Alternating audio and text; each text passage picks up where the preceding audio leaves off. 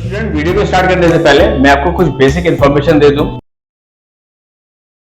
तो hey guys, आपसे एक रिक्वेस्ट है कि अगर आपकी एज जो है 18 साल से ऊपर की है तो आप ब्लड डोनेट कर सकते हैं, जिसमें कि आपको कोई प्रॉब्लम नहीं होगी। तो हमारे जितने भी स्पोर्ट्स पर्सन प्लेयर हैं उनसे एक रिक्वेस्ट है कि आप ज़रूर से ज़रूर अपने आसपास के ब्लड बैंक्स, कैंप और हॉस्पिटल्स में जाकर आप ब्लड डोनेट कर सकते हैं, क्योंकि इससे किसी की एक लाइफ जो है बच सकती है।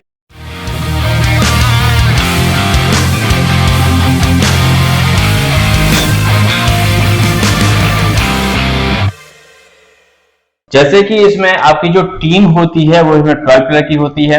इसमें जो आपके प्लेइंग प्लेयर होते हैं वो आपके 9 प्लेयर होते हैं। देन जो रेस्ट स्टूडेंट्स जो होते हैं वो आपके 3 होते हैं। तो इस तरह कुल मिला के आपके 12 प्लेयर की टीम हो जाती है। 9 जो होते हैं वो एक्टिव प्लेइंग प्लेयर होते हैं और 3 जो है आपके सब्स्टिट्यूशन के तौर पर काम करते हैं। तो स्टूडेंट्स, ऐसा कुछ होता है आपके खो खो का ग्राउंड जब कहीं आप टूर्नामेंट खेलने जाते हैं या फिर आप उसकी तैयारी कर रहे होते हैं, तो आपके कोचेस क्या होते हैं, कुछ ऐसा प्ले ग्राउंड तैयार करते हैं आपके लिए जहां पर आप प्रैक्टिस करते हैं और प्ले करते हैं। तो एक एक करके मैं रूल्स बताता जाऊंगा। देखिए स्टूडेंट, होता क्या है कि जब कभी भी कंपटीशन होता है हमेशा 2 टीमों के बीच में होता है, टीम ए और टीम बी। सपोज कर लेते हैं टीम ए और टीम बी। तो स्टूडेंट्स, ये 2 टीमें होती हैं। स्टूडेंट्स, होता क्या है, इन दोनों टीमों के कैप्टन को बुलाया जाता है ग्राउंड पर और एक मैच को स्टार्ट करने के लिए रेफरी बुलाता है उनको बीच ग्राउंड पे। वहां पर टॉस किया जाता है और टॉस करने से पता चलेगा किसको चेजिंग मिली है और किसको रनिंग मिली है। तो ये डिसाइड कौन करता है? हमारा टॉस करता है। टॉस कौन कराता है? रेफरी कराता है। जब ये ग्राउंड पे एंट्री कर जाएंगे दोनों कैप्टन आएंगे। कैप्टन आने के बाद रेफरी जो है पॉइंट को उछालेगा और चूज करने को पूछेगा कैप्टन से, हेड या टेल जो भी अगर आता है वो आपके अकॉर्डिंग है, चूज करना है। देन उसके बाद अगर टीम ए का कैप्टन अगर टॉस को जीत जाता है तो वो डिसाइड करेगा कि वो रनर लेगा या फिर चेजिंग लेगा। वैसे तो कंडीशन के हिसाब से आपका जो कैप्टन है वो डिसाइड करेगा कि चेजिंग लेनी है या रनिंग लेनी है, बट मैं ये प्रेफर करूंगा जब कभी भी आप टॉस अगर जीते हैं तो आप हमेशा रनिंग ही चूज करेंगे। देखिए स्टूडेंट, होता क्या है, इसके बेनिफिट है, लेकिन बेनिफिट आपको तब मिलेगा जब आपका 6 पॉइंट आप फर्स्ट हाफ में ले लेंगे। देन सेकेंड टाइम के बाद जब आपकी जब हाफ हो जाता है, हाफ हो जाने के बाद कुछ रूल्स जैसी कंडीशन आ जाती है जिसमें कि आप जो है उसको चेंज नहीं कर सकते हैं, तब उसको आपको आगे बेनिफिट मिलेगा। तो स्टूडेंट, अब क्या होगा, टॉस होने जाने के बाद आपने रनिंग चूज कर ली है। रनिंग चूज करने वाले प्लेयर जो है उनके साइड में आ जाएंगे। इसकी सिटिंग एरिया जो है आपकी वो यहां पर होती है।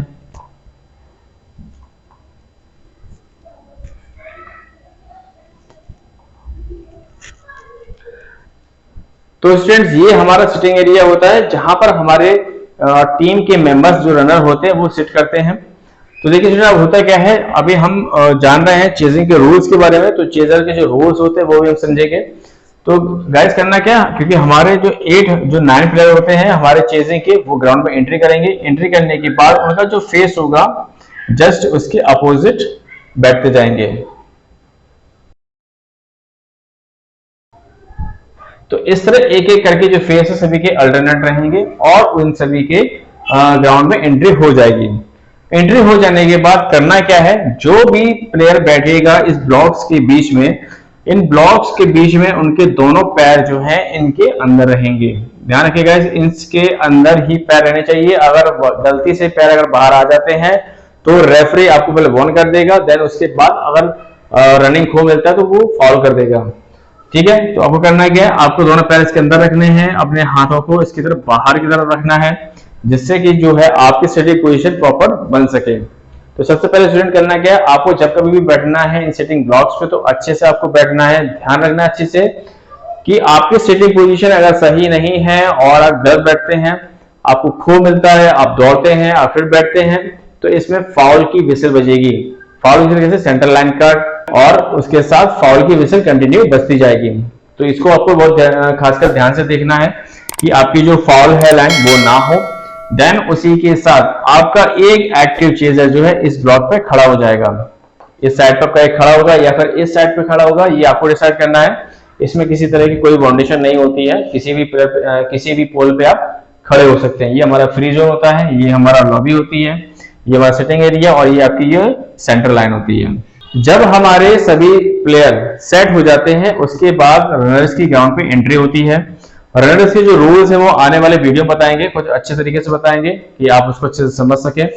देन अभी हम चेजर के रूल को समझेंगे। तो अब करना क्या है, जैसे ही हमारी एंट्री ग्राउंड के अंदर हो जाती है, अब मान सपोज करिए एक रनर जो है हमारा यहाँ आ गया, एक रनर जो है हमारा यहाँ आ गया और एक रनर जो है वो हमारा यहाँ आ गया, ठीक है।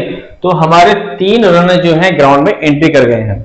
अब ये क्या करेगा, अब हमारा जो चेजर होगा वो रन करना स्टार्ट करेगा। तो सबसे पहले स्टूडेंट्स हमें करना क्या है कि सबसे आपको पहले ये चेक करना है कि हमारा जो नियरेस्ट टारगेट है वो कौन है।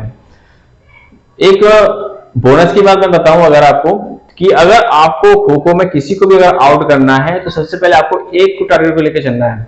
अगर किसी आपको एक टारगेट करके लेते हुए चलेंगे तो आपको एक एक करके आउट करने में आसानी रहेगी।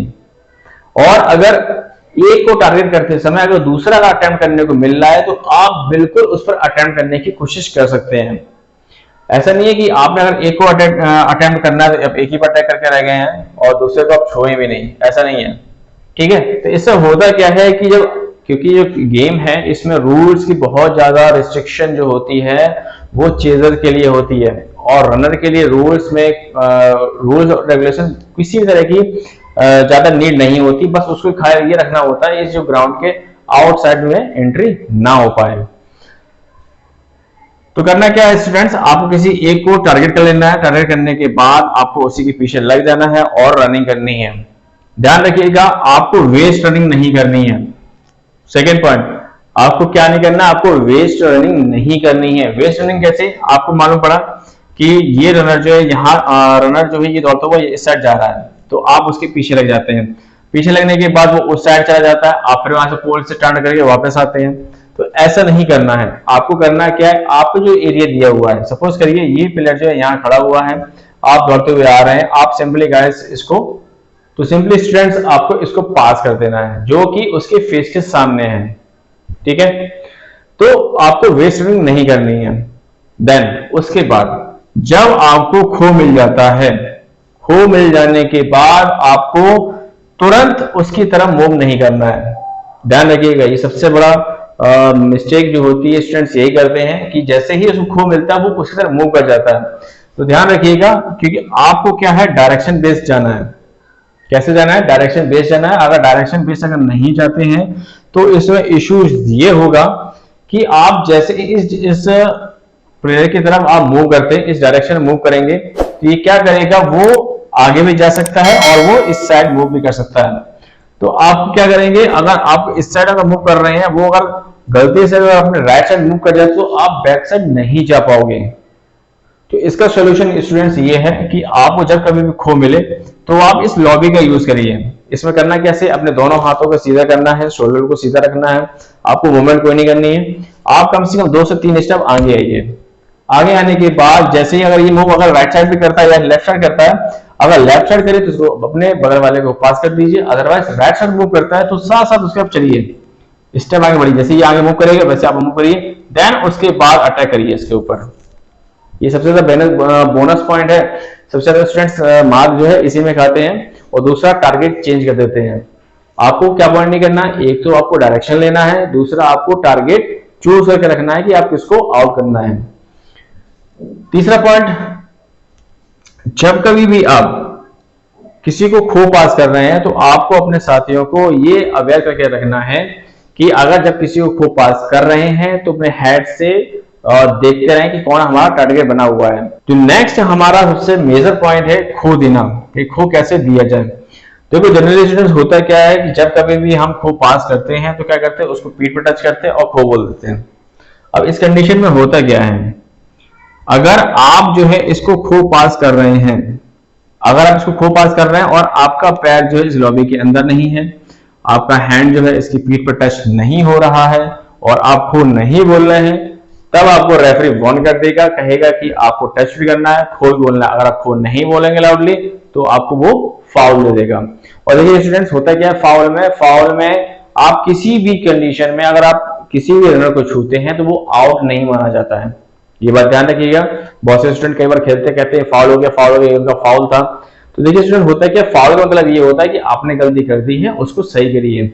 उसमें आपको कोई पेनल्टी नहीं दी जाएगी, बस पेनल्टी आपको ये मिलेगी अगर आप किसी रनर को टच करते हैं तो वो आउट नहीं माना जाएगा। तो कोई ये बेसिक से पॉइंट है, आपको ये अच्छे से समझना है कि खो आपको कैसे देना है, कैसे आपको डायरेक्शन लेना है, कैसे आपको टारगेट लेना है। तो इन्हीं सब चीजों की आपको अच्छे से प्रैक्टिस करनी है, और अगर आप अच्छे से प्रैक्टिस कर लेते हैं तो आप अपने चेजिंग की प्रैक्टिस अच्छे से हो जाएगी। बाकी के जो स्टूडेंट्स होते हैं ड्राइव मारते हैं, और जो प्लेयर्स होते हैं वो ड्राइव मारते हैं और स्ट्रेटजी अपनाते हैं, वो एक एक करके पॉइंट में डिस्क्राइब करता जाऊंगा आगे के वीडियो में। तो आई होप स्टूडेंट्स ये आपको बेसिक इन्फॉर्मेशन जो है खो खो की अच्छी लगी हो। अगर इससे रिलेटेड कोई भी कमेंट है या फिर कोई क्वेश्चन जो है समझ में नहीं आ रहा है, आप कमेंट सेक्शन में कमेंट कर सकते हैं, जिसका रिप्लाई आपको दिया जाएगा। Thank you students.